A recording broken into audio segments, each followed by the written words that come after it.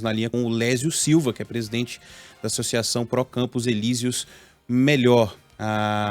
Esse final de semana a gente comemorou um aniversário, né? E o Pablo Fernandes, nosso colega, foi no Campus Elísio, nos Campos Elíseos, é o IESIO.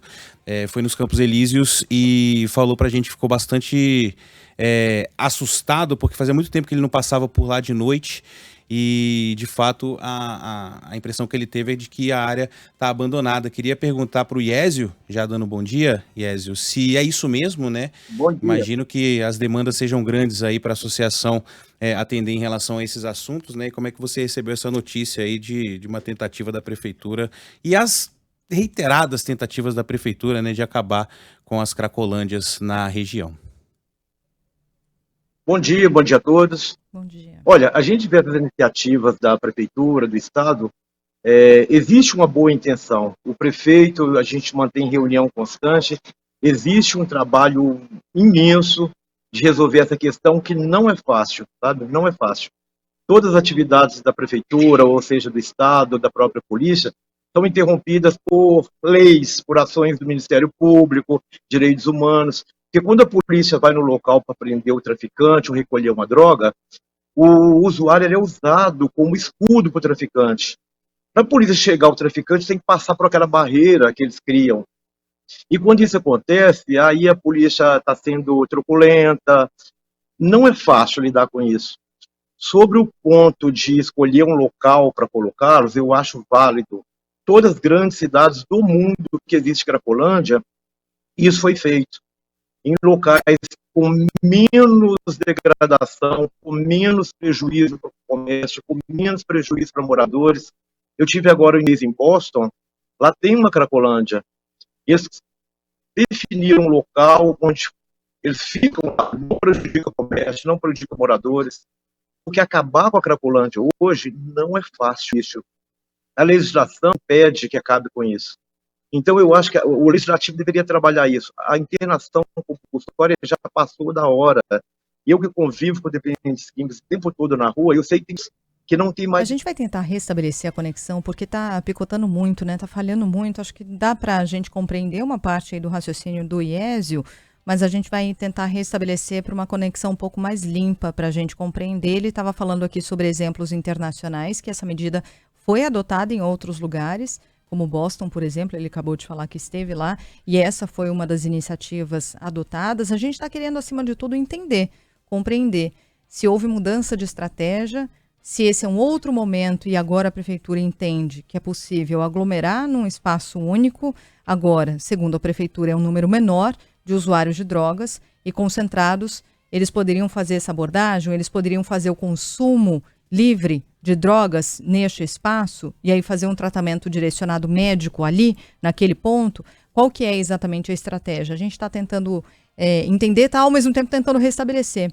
essa conexão com Iésio Silva, presidente da Associação Pro Campus Elíseos Melhor. O Ivan, ele estava me mostrando aqui uma reportagem, né, Ivan, da Europa, onde há uma experiência desse tipo, são salas montadas com equipamentos médicos, inclusive, em que essas pessoas podem fazer uso de drogas. Né? A reportagem da BBC, eles chamam de sala de chute. Essa aqui especificamente fica na Dinamarca, em Copenhague, mas países como a Suíça, Holanda, Alemanha, Espanha, Canadá, Austrália, França foi a última, e outros países também que desejavam. Já é uma reportagem mais antiga, mas essas salas existem, né? E aí é um local onde as pessoas podem, enfim, usar drogas com supervisão médica, com aquela política de redução de danos, né? Então, se você vai usar uma droga injetável, eles te dão uma seringa que é esterilizada para que você não compartilhe com outras pessoas e tal. E trazendo histórias, porque muitas vezes a gente fala, mas é que é na Europa, mas a gente tá vendo histórias aqui de pessoas que gastam 600 libras, 700 libras por semana com crack, né? E o problema lá é o crack também. E muitas vezes a gente não consegue fazer... transportar essa realidade para esses lugares, né? Mas repito aqui de novo, né? O Caco Barcelos esteve na Cracolândia, fez lá o Profissão Repórter, e as pessoas que ele entrevista eram pessoas que eram empresários, donos de loja, tinham emprego, abandonaram o emprego, eram funcionários públicos, assim, é uma situação muito, muito complicada também lidar com a dignidade dessas pessoas, né? Então, enfim, mas é mais ou menos esses moldes aí que ele estava falando em relação a Boston, né? você cria centros para que essas pessoas possam, enfim, de alguma forma, ter uma redução de danos ali. Deixa eu perguntar para o Iésio, ele está na linha conosco mais uma vez. O Lucas Josino trouxe informação de que reuniões foram realizadas e serão ainda realizadas para a definição desse local. Iésio, você disse que participou, né, dessas reuniões. Já há um indicativo aí desse local? Já foi escolhido? Já há discussões de locais, alguns, para um deles ser escolhido? Não, essa reunião específica eu não participei. A população vem participando junto com a prefeitura, com o Estado, de outras reuniões para procurar buscar uma solução para o problema. Essa específica de transferência, é uma coisa muito recente, eu fiquei sabendo inclusive pela imprensa, não estou sabendo o local, mas isso inclusive foi sugerido pela população, porque a gente tem exemplos em grandes centros, Chicago, Boston e outras cidades grandes, onde foi feito e deu certo. Quer dizer, não acabou com o dano, não acabou com a Cracolândia, mas reduziu drasticamente o dano à população e ao comércio. Porque quando você isola, é mais fácil trabalhar aquelas pessoas, porque eles são doentes, são pessoas que precisam de internação, precisam de tratamento. Como eu falei anteriormente, tem pessoas ali que não têm mais discernimento. Eles não conseguem mais escolher. É como se uma pessoa fosse atropelada na rua, está desmaiada, e chegasse para ele: você quer ser internado? Você quer ir para o hospital? Ele não tem condições de decidir. O dependente químico, em algumas situações, ele não tem mais essa condição de escolher. Então, por isso eu apoio a internação compulsória. Internação compulsória é salvar vidas, é dar novas oportunidades para que aquela pessoa se cure, se trate e volte ao convívio social. É o retorno para a família em condições melhores, porque muitos estão ali porque a família não aguenta mais. Então, eu acho que internar não é um mal, igual muitos consideram, que está tirando o direito dele. Pelo contrário, é dar o direito à vida, dar a eles o direito de voltar a ter saúde mental e física. Nós apoiamos a internação compulsória, sim, e precisa ser urgente. Então, essas leis precisam ser mudadas, precisam ser alteradas em favor do dependente químico, em favor do doente. Iésio, o que você entende dessa decisão da prefeitura? Houve mudança de estratégia? A gente está tentando compreender aqui, porque primeiro houve um espalhamento, e o argumento da prefeitura era de que o espalhamento era necessário para reduzir os grupos, e em grupos menores era possível mais fácil fazer uma abordagem a esses usuários de drogas. Agora a prefeitura fala em aglomerar num ponto específico ali do centro de São Paulo. Houve estratégia? Houve mudança nessa estratégia? O que você acompanha em relação a isso nas reuniões e nesse contato com a prefeitura? O espalhamento não foi proposital, né? A intenção era retirar para enfraquecer o tráfico.